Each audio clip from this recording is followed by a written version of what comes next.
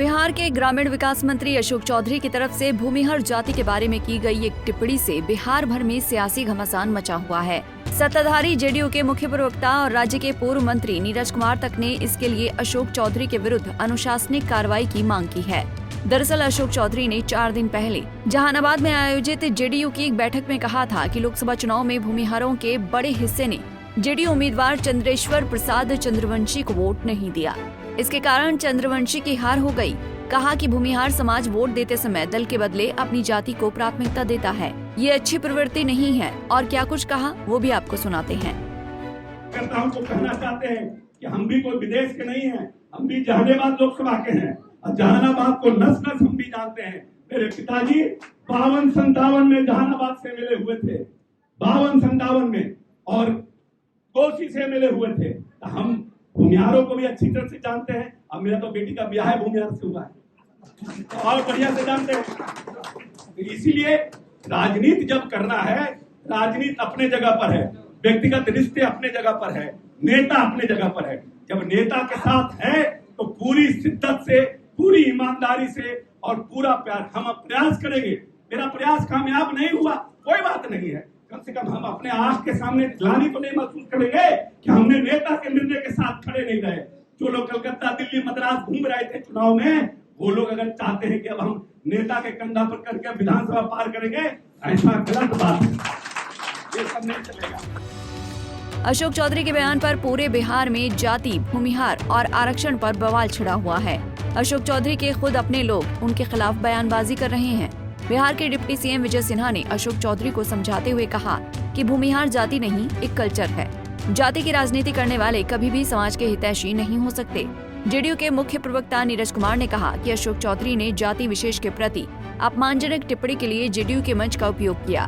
प्रदेश अध्यक्ष उमेश सिंह कुशवाहा को देखना चाहिए कि ये अनुशासन के दायरे में आता है या नहीं।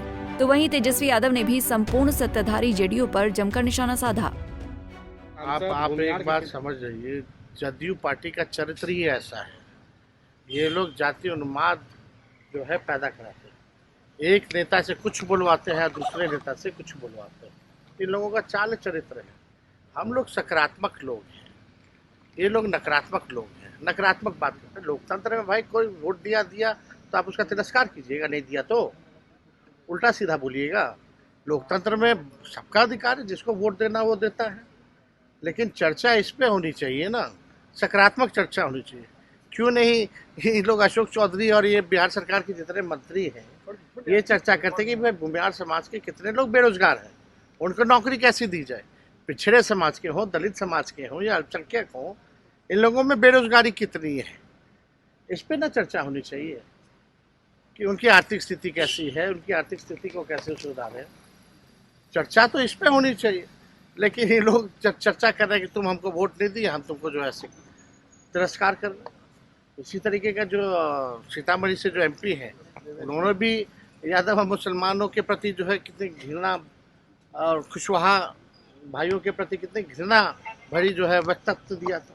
इसी तरह के लोग हैं ये लोग सिर्फ सत्ता में भोग लगाना जानते हैं। इनको क्या लेना देना, कोई समाज आगे बढ़ा नहीं बढ़ा, पढ़ा लिखा नहीं लिखा, नौकरी मिली नहीं मिली, इससे इनको कुछ लेना देना नहीं। अशोक चौधरी के बयान पर बिहार सरकार के सीनियर कैबिनेट मंत्री श्रवण कुमार ने सहरसा जिला अतिथि गृह में बात करते हुए कहा कि नीतीश कुमार ने सबके लिए काम किया है। साथ ही उन्होंने अशोक चौधरी के बयान को व्यक्तिगत बताया। मतलब जेडीयू ने अशोक चौधरी के विवादित बयान से किनारा कर लिया है।